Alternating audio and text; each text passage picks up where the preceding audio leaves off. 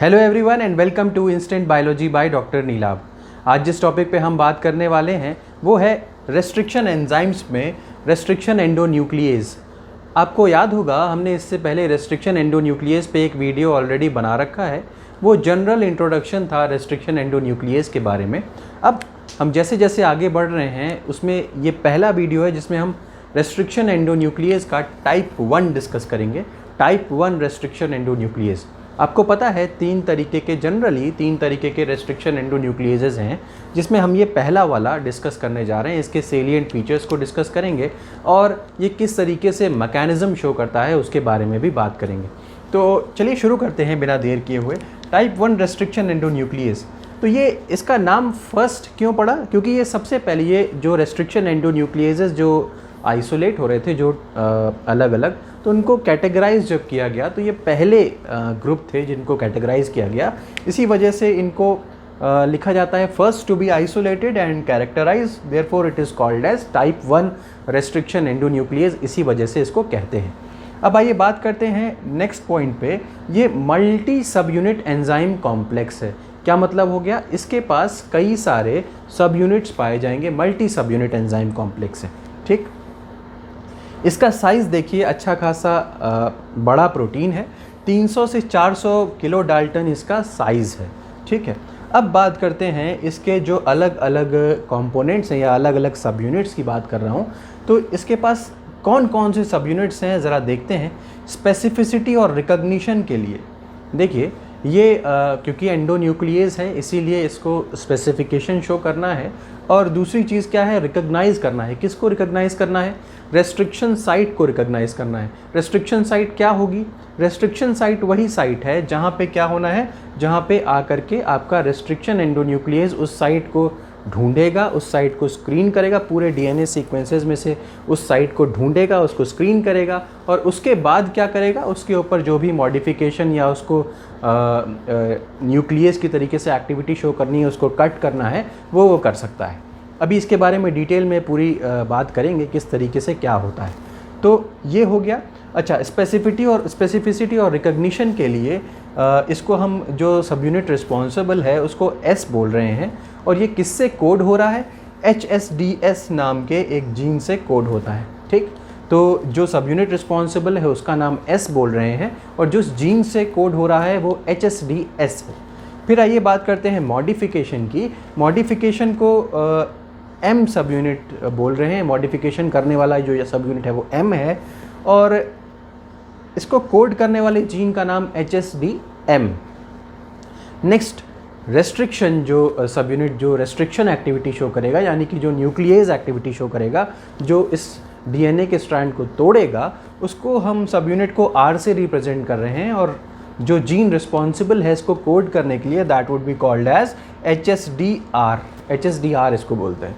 ठीक है, तो ये इतनी बात तो हमें क्लियर हो गई कि सब यूनिट्स के बारे में बात कर लिया। कौन कौन से सब यूनिट S, M और R, उनके जीन्स जो कोड कर रहे हैं वो HSDS, HSDM, HSDR। मल्टी सब यूनिट होता है, 300 से 400 किलो डाल्टन इसका वेट होता है। ये सारी चीज़ें हमने बात कर ली। अब आते हैं रिकग्निशन सीक्वेंस पे।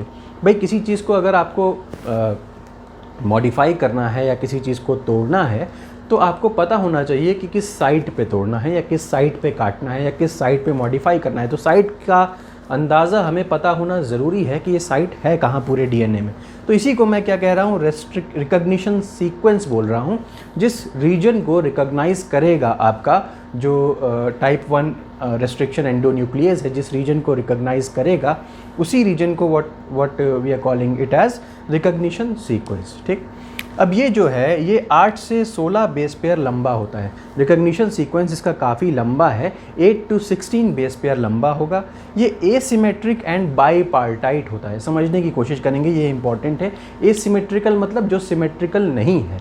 सिमेट्रिकल नहीं है से मेरा मतलब एक रीजन में दूसरा कोई सीक्वेंस, एक रीजन में कोई दूसरा सीक्वेंस होगा। अभी मैं दिखाता हूँ क्या कहना चाहता हूँ। और बाईपार्टाइट मतलब क्या हो गया? दो अलग अलग पार्टिकल्स जैसा नेचर होगा इसका, यानी कि दो चीज़ें इसमें इन्वॉल्व होंगी। ये सीक्वेंस जो रिकग्निशन सीक्वेंस होगा उसमें दो पीसेज होंगे या दो पीसेज ही कह सकते हैं, दो अलग अलग पीसेज होंगे। चलिए ज़रा देखते हैं कि इसमें दो अलग अलग पीसेस की बात कहाँ से आ रही है, ज़रा समझने की कोशिश करेंगे। यहाँ पे एक्चुअली होता क्या है, 3 बेस पेयर स्पेसिफिक सीक्वेंस, एक ऐसा सीक्वेंस है जो 3 बेस पेयर का है और एक ऐसा सीक्वेंस है जो 4 बेस पेयर का है। 3 बेस पेयर का सीक्वेंस और ये 4 बेस पेयर का सीक्वेंस, और ये बीच में इनको लिंक करने के लिए, जैसे मैं अगर ये बोलूँ कि ये मेरा 3 बेस पेयर का सीक्वेंस है, ये मेरा 4 बेस पेयर का सीक्वेंस है, इन दोनों को लिंक करने के लिए बीच में एक अलग से सीक्वेंस पाया जाता है। ये 3 बेस पेयर वाला, ये 4 बेस पेयर वाला, ये बीच में एक और सीक्वेंस है जो कुछ भी हो सकता है, कोई स्पेसिफिसिटी नहीं है इसकी, हालांकि इसकी स्पेसिफिसिटी है, इसकी स्पेसिफिसिटी है। क्या मेरी बात समझ में आ गई? तो देखिए बीच में एक नॉन स्पेसिफिक सीक्वेंस, साइड में 2 स्पेसिफिक सीक्वेंस मौजूद हैं, 3 और 4 बेस पेयर के। ठीक, अगर मैं इसको दिखाना चाहूँ तो किस तरीके से, देखिए अगर मैं इको K1 जो आपका रेस्ट्रिक्शन एंडोन्यूक्लियस टाइप 1 का एग्जाम्पल है, इको K1, तो आप इसको देखिए, यहाँ पे देखिए 3 बेस पेयर का सीक्वेंस AAC, और इधर देखिए GTGC, ये 4 का है, और यहाँ पे बीच में ये नॉन स्पेसिफिक सीक्वेंस है, यहाँ पे कुछ भी हो सकता है। तो इसीलिए मैंने इसको बायपार्टाइट कहा है, ये 2 पीसेज इसके पाए जा रहे हैं, इसीलिए that is why it is called as a bipartite sequence. इतनी चीज़ ज़रूर समझ में आई होगी। अब आगे बढ़ते हैं, भाई प्रोसेस भी तो देखना है, रिकग्निशन सीक्वेंस बता दिया, अब प्रोसेस में क्या है कि किस तरीके से टारगेट साइट का रिकग्निशन होने के बाद, अच्छा टारगेट साइट का रिकग्निशन कौन कर रहा है, अभी बताया था यहाँ पे स्पेसिफिसिटी और रिकग्निशन का लिए जो सब यूनिट रिस्पॉन्सिबल है, यानी कि सब यूनिट S, वही हमारा इसको रिकग्नाइज करेगा और वही आगे का प्रोसेस हमें कंटिन्यू करने के लिए अलाउ करेगा। तो ये देखिए टारगेट साइट रिकग्निशन करने के बाद S सब यूनिट ने टारगेट साइट रिकग्निशन कर लिया। अब इसके बाद प्रोसेस क्या है, या तो आप इसको रेस्ट्रिक्शन डाइजेस्ट कर दीजिए या तो आप इसको मॉडिफाई कर दीजिए, यही 2 चीज़ें हो सकती हैं या यही 2 केसेस हो सकते हैं। अब आप ये सोच रहे होंगे कि यहाँ पे रेस्ट्रिक्शन डाइजेशन और मॉडिफिकेशन, किसका रेस्ट्रिक्शन डाइजेशन किसका मॉडिफिकेशन। देखिए एक चीज़ समझने की कोशिश करिए, ये जो रेस्ट्रिक्शन सिस्टम है, लास्ट टर्म पे मैंने, अगर आपने वो वीडियो नहीं देखा है इसको ज़रूर देखेगा, उससे आपको क्लियर हो जाएगा। मैंने समझाया था रेस्ट्रिक्शन मॉडिफिकेशन सिस्टम होता है बैक्टीरिया के अंदर, जिसमें रेस्ट्रिक्शन का मतलब क्या है कि बाहर से आने वाले वायरस के DNA को ये बैक्टीरिया रेस्ट्रिक्ट कर देता है, ताकि रेस्ट्रिक्ट कर देता है किस तरीके से, उसको डाइजेस्ट करके, उसको तोड़ करके। और वहीं क्योंकि ये एंजाइम्स हैं रेस्ट्रिक्शन एंडोन्यूक्लिएजेज, उसको जा करके तोड़ते हैं उसके DNA को, तो कहीं हम ये रेस्ट्रिक्शन एंडोन्यूक्लिएजेज अपने DNA को नुकसान ना पहुंचाएं, इसीलिए उन्हीं साइट्स पे, जिन साइट्स पे आपका रेस्ट्रिक्शन एंडोन्यूक्लियस उन वाले सीक्वेंसेस को काट रहा है, उसी साइट को मॉडिफिकेशन भी हमें करना है। तो ज़रा अगर मैं इसको समझाने का कोशिश करूँ यहाँ पे, तो या देखिए कि ये अगर मान लीजिए वायरस का सीक्वेंस है, ये वायरस का सीक्वेंस है और ये एकदम सेम सीक्वेंस बैक्टीरिया के पास है, तो बैक्टीरिया, अभी वायरस का ये रेस्ट्रिक्शन, इस सीक्वेंस को, जो आपका बैक्टीरिया है उसका रेस्ट्रिक्शन एंडोन्यूक्लियस इस सीक्वेंस को रिकॉग्नाइज करता है, तो इसको तो वो काट देगा आकर के, लेकिन कहीं इस बैक्टीरिया के भी DNA को ना काट दे, इसीलिए ये रेस्ट्रिक्शन एंजाइम ही एक मॉडिफिकेशन एंजाइम की तरीके से भी काम करता है और आपके ये बैक्टीरिया वाले DNA को मिथाइलेट कर देता है, मिथाइल ग्रुप यहाँ पे लगा देगा। अब जिसकी वजह से, ये मिथाइल ग्रुप लगा होने की वजह से जो रेस्ट्रिक्शन सब यूनिट है वो इसको रिकॉग्नाइज नहीं कर पाएगा और ये बैक्टीरिया का DNA बच जाएगा। ये लगवाता कौन है, मिथाइल ग्रुप, मॉडिफिकेशन वाला जो सब यूनिट है। ये देखिए मॉडिफिकेशन मतलब मिथाइल ग्रुप को ऐड करना, रेस्ट्रिक्शन का मतलब हो गया कट करना। तो इतनी चीज़ ज़रूर समझ में आ गई होगी। तो अब मैंने वही चीज़ लिखा कि टारगेट साइट रिकॉग्नाइज हो गई। टारगेट साइट देखिए दोनों में ही होगी, एक आपका वायरस के अंदर भी टारगेट साइट को रिकॉग्नाइज कर लिया गया है और बैक्टीरिया के अंदर भी रिकॉग्नाइज कर लिया। अब उसके आगे का खेल देखना है, किस में रेस्ट्रिक्शन होगा, किस में मॉडिफिकेशन होगा और किस तरीके से होगा, वो भी देख लेते हैं। तो आइए नेक्स्ट प्रोसेस पे बढ़ते हैं। आर सब यूनिट को काम करने के लिए, आर सब यूनिट क्या है, हमारा रेस्ट्रिक्शन सब यूनिट। ये काम कब करेगा, जब इसको एज को फैक्टर्स ATP और Mg2+ मिलेंगे। ATP भी चाहिए और Mg2+ भी चाहिए, ध्यान रखिएगा यहाँ से क्वेश्चन आ चुका है। ATP और Mg2+ दोनों चाहिए रेस्ट्रिक्शन जो सब यूनिट है उसको काम करने के लिए। और आपका मॉडिफिकेशन सब यूनिट को काम करने के लिए S एडिनोसिल मिथियोनिन नाम का एक और एंजाइम चाहिए, SAM इसको बोलते हैं। S एडिनोसिल मिथियोनिन काम क्या करता है, ये मिथाइल ग्रुप को डोनेट कर देता है। भाई कोई ना कोई मिथाइल ग्रुप को देने वाला भी तो होना चाहिए, भाई लगा देगा मॉडिफिकेशन जो सब यूनिट है वो मिथाइल ग्रुप अटैच कर देगा आपके रिकग्निशन साइट पे इन बैक्टीरिया, बट इसको डोनेट करने वाला कौन होगा, इसको डोनेट कौन करता है, SAM करता है। S एडिनोसिल मिथियोनिन ने आपका मिथाइल ग्रुप को डोनेट कर दिया। अब हमारे पास 3 केसेस हैं, केस 1, केस 2 और केस 3। There are 3 cases. अब यहाँ पे 3 केसेस हैं, एक एक केस को समझते हैं।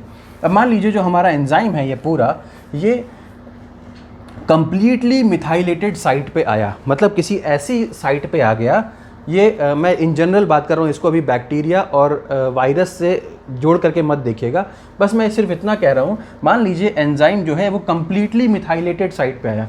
कंप्लीटली मिथाइलेटेड साइट का मतलब जरा यहाँ पे देखिए, ये एक स्ट्रैंड है डीएनए का, ये वाला दूसरा स्ट्रैंड है डीएनए का, दोनों पे ही मिथाइलेटेड, मान लीजिए एडेनिन ही मान लीजिए, दोनों पे ही मिथाइलेटेड ग्रुप्स मौजूद हैं, दोनों ही स्ट्रैंड पे। इसका मतलब क्या हुआ, ये बैक्टीरिया का डीएनए है। ये तुरंत एक सिग्नल देगा कि भाई ये बैक्टीरिया का डीएनए है, इसको नहीं काटना है, क्योंकि बैक्टीरिया का डीएनए ही मिथाइलेटेड होगा, क्योंकि मॉडिफिकेशन सब यूनिट उसको मिथाइलेट कर चुका होगा। अब जैसे ही रेस्ट्रिक्शन सिस्टम ने आकर के देखा कि ये मॉडिफाइड है, तो उसके बाद एटीपी आएगा, क्योंकि यहाँ पे एटीपी यूज़ हो रहा है। एटीपी के आते ही ये ट्रिगर होगा कि इस डीएनए से उतर जाइए, यानी कि जो रेस्ट्रिक्शन सिस्टम है वो आपका इस डीएनए से उतर करके बाहर हो जाएगा। और ये देखिए आपको मिल क्या गया, मिथाइलेटेड डीएनए अलग, सैम अलग, और ये आपका डीएनए बिल्कुल क्लीव्ड नहीं हुआ है, जैसे था वैसे का वैसे ही है। फिर से समझिए, अगर मिथाइलेटेड डीएनए है तो इसका सिग्नल क्या होगा कि ये बैक्टीरिया का डीएनए है, इसको हमें नहीं टच करना, नहीं काटना। जैसे ही एटीपी आकर के इसमें जुड़ेगा, तुरंत ये आपका डीएनए अलग हो जाएगा, मिथाइलेटेड डीएनए अलग हो गया, सैम अलग हो गया। मिथाइलेटेड डीएनए अलग, सैम अलग, कुछ नहीं हुआ, बिल्कुल टच ही नहीं किया जाएगा इसको। नेक्स्ट स्टेप में आइए, मान लीजिए ये सेमी मिथाइलेटेड डीएनए है। यहाँ पे दूसरा केस देखते हैं, एंजाइम प्लस हेमी मिथाइलेटेड या सेमी मिथाइलेटेड, मतलब एक स्ट्रैंड पे मिथाइल ग्रुप जुड़ा हुआ है या एक स्ट्रैंड की रिकॉग्निशन साइट पे मिथाइल ग्रुप जुड़ा हुआ है।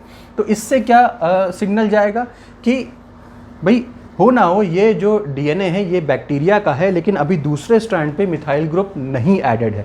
तो क्या होगा, ये जो मॉडिफिकेशन सिस्टम है वहाँ पे क्या करेगा, एटीपी यहाँ पे ऑप्शनल है, ध्यान दीजिए यहाँ पे एटीपी की कोई ख़ास ज़रूरत नहीं है, एटीपी ऑप्शनल है, लेकिन जैसे ही ये आएगा यहाँ पे तो क्या होगा, दूसरे वाले स्ट्रैंड पे भी मिथाइल ग्रुप जोड़ दिया जाएगा, यानी कि अब रिजल्ट क्या हुआ, ये फुल्ली मिथाइलेटेड डीएनए हो गया। और सैम ने, क्योंकि सैम ने यहाँ पे अपना मिथाइल ग्रुप दिया होगा, तो सैम कन्वर्ट हो जाता है SAH में, ठीक। तो SAM कन्वर्ट हो गया SAH में, क्योंकि इसने मिथाइल ग्रुप दे दिया, डोनेट कर दिया।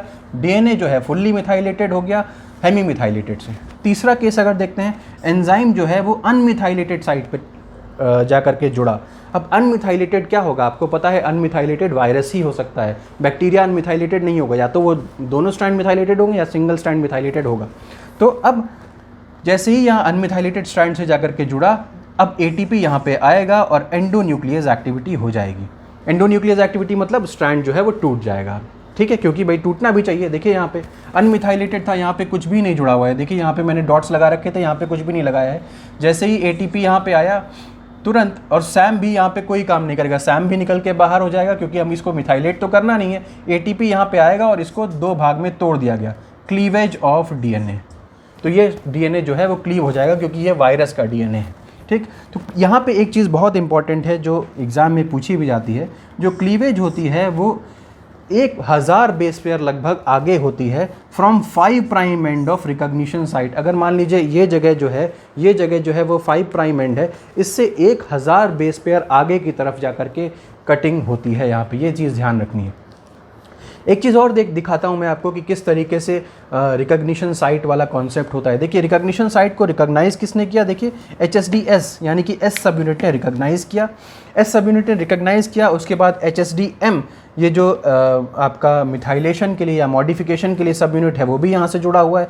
और देखिए HSDR यहाँ पे देखिए रिकॉग्निशन साइट से कितना दूर, ये लगभग जो डिस्टेंस है that is about 1000 base pair, 1000 base pair के आसपास है। तो यहाँ पे क्लीवेज हो जाती है और इसको तोड़ दिया जाता है। तो ये एक तरीके से पूरा फंक्शनैलिटी हो गई टाइप 1 रेस्ट्रिक्शन एंडोन्यूक्लियस की। आई होप आपको ये वीडियो पसंद आया होगा। अगर ये पसंद आया है तो इसे लाइक करिए, मेरे चैनल को सब्सक्राइब करिए और अपने दोस्तों के साथ भी शेयर करिए। एक चीज़ और बताना चाहूँगा कि हमारा जो गेट और नेट के बैचेज़ हैं वो 5 जुलाई से शुरू होने वाले हैं। अगर आप इंटरेस्टेड हैं तो प्लीज़ मेरे टेलीग्राम चैनल पे आइए और मुझे मैसेज करिए, हम आपसे डायरेक्टली कन्वर्स करेंगे। Thank you so much, have a great day.